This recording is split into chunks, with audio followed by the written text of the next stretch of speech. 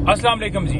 आज अडयाला जेल के अंदर अलकादर ट्रस्ट केस की समाअत है और अब हम जा रहे हैं। इसमें गवाहों के बयानात और क्रॉस एग्जामिनेशन वो चल रहा है और 30 के करीब गवाह उनके ऊपर क्रॉस एग्जामिनेशन कंप्लीट हो चुका है।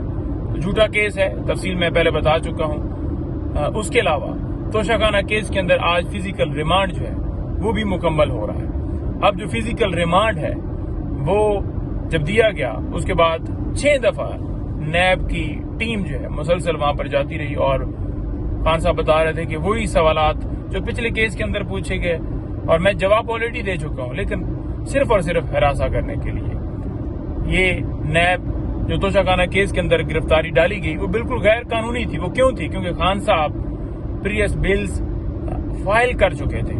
तो जब प्रीवियस बिल्स फाइल हो गई थी तो उसके बाद जानबूझकर इस तरह से उस केस के अंदर गिरफ्तार करना कि खान साहब सिर्फ बाहर आ सके, वो जो अमल था, वो जो गिरफ्तारी डाली गई थी, उसको भी इस्लामाबाद हाई कोर्ट के अंदर चैलेंज कर दिया गया था, जिसकी आज समाअत है। और उसमें खान साहब की रिहाई के हवाले से भी इस्तदा की है कि इस मुकदमे में गैर कानूनी तौर पर गिरफ्तार किया गया था और रिहाई की भी वहां पर इस्तदा की हुई है।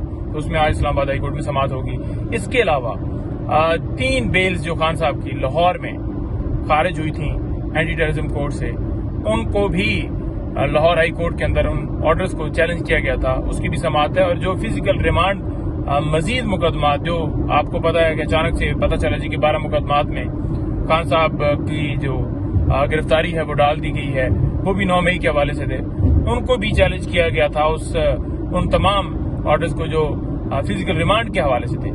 तो वो भी समाअत जो है लाहौर हाई कोर्ट के अंदर आज फिक्स है।